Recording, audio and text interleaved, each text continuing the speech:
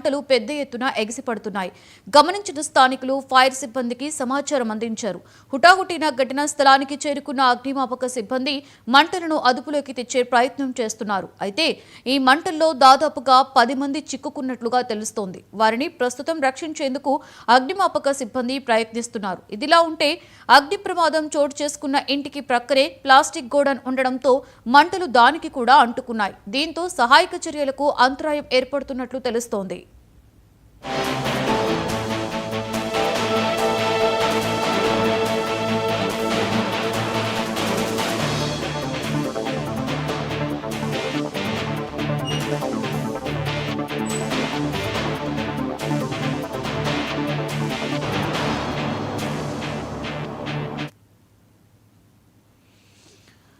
దీనికి సంబంధించి మరింత సమాచారాన్ని మా స్పెషల్ కరెస్పాండెంట్ తేజ అందిస్తారు. తేజ, చెప్పండి, హైదరాబాద్ లో భారీ అగ్ని ప్రమాదం చోటు చేసుకున్నట్లు మనం బ్రేకింగ్ న్యూస్ లో చూస్తున్నాం.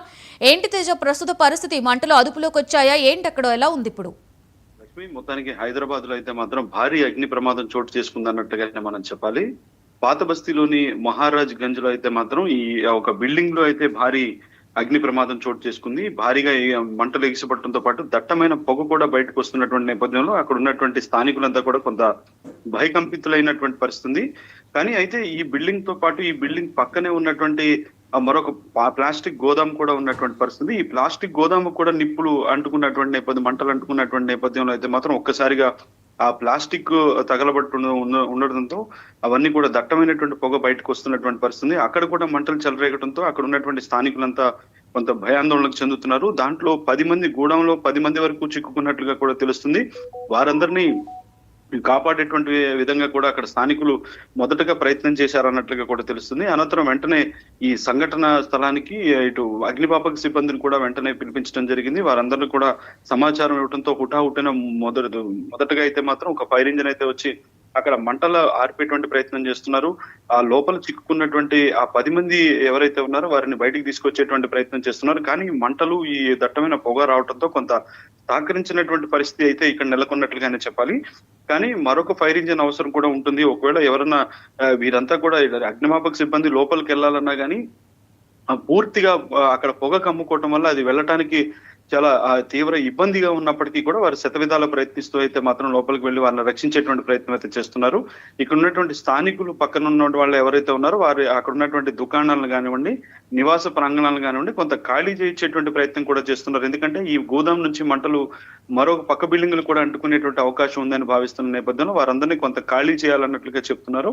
సో ఇక్కడైతే మాత్రం మంటలను అదుపులోకి తీసుకొచ్చేటువంటి ప్రయత్నం అయితే అగ్నిమాపక సిబ్బంది చేస్తున్నారు అన్నట్లుగానే మనం చెప్పాలి. Lakshmi, right, thank you Teja.